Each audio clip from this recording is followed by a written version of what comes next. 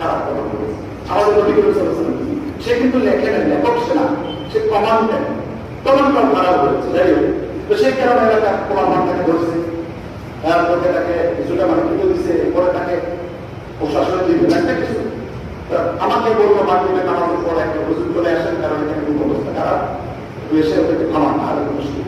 কি হলো sir, phone দিল, হুজুর আপনি তো যান, ওসি সাহেব স্যার আমি যাচ্ছি, হুজুর আপনি তো আসছেন, মানে অসুবিধা না করলে আমার। তো যাই হোক আমি চলে গেলাম, কি ওসি কথা বলতেছি, কিন্তু তার কথা আসলে ওরা বান্ধব পুরো অপেক্ষা করে গেল, তারাও চিল্লাইতেছে যে কথা বলছে।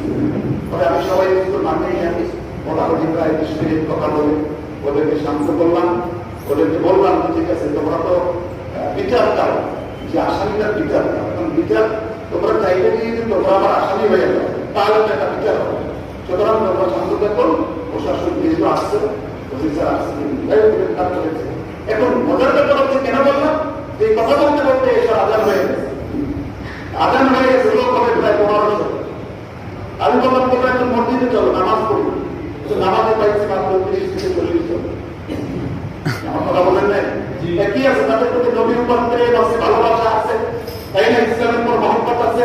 একটা লোককে ওই সময় যে দৌড়ে পড়তে ছেলেটাকে পায় হত্যা করে ফেলে, এই আবেগ আছে, কিন্তু নামাজে নাই। নামাজে কি নাই? আবার যখন রাত্রে ছেলেটাকে গ্রেফতার করে ধরে নিয়ে আসছে, আমাকে ফোন দিল, তার ধরেছে, ঠিক আছে আঙ্কেল আবার রাত্রে বলছে এখন বাকি হবে, মামলা একটু বাঁচিয়ে রাখলেন, বাকি হয়ে কিন্তু পাচ্ছি না। আমাকে এখানে একটু দেওয়া হচ্ছে, আমার একটা ভালো করে ডিসি মহোদয় আছে, আলহামদুলিল্লাহ তারা বলতে। এখন বাদী কে হবে? বাদী না হলে পুলিশ মামলার এভিডেন্স নেই, কে করবে?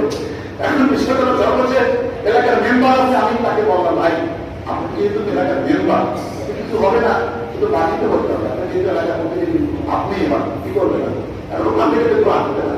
তো যাই হোক, এ হলো বিষয়। বাস্তবতার ক্ষেত্রে যখন আমাকে যুদ্ধের ময়দানে নামতে হয়, তখন কাউকে পাওয়া যায় না, কিন্তু আগে উচ্ছ্বাস হওয়া নাই। কথা বলে ঠিক কিনা? আমার এক কথা ফাঁসি চাই, ফাঁসি চাই, আর আপনি ফাঁসি চাইলে হবে, তার আইনের প্রক্রিয়া, আইনের ধারে আপনি তার আইনে হয় 3 মাসের সাজা, সেখানে যদি আপনি তার ফাঁসি দাবি করেন, আপনি কি সঠিক না ভুল?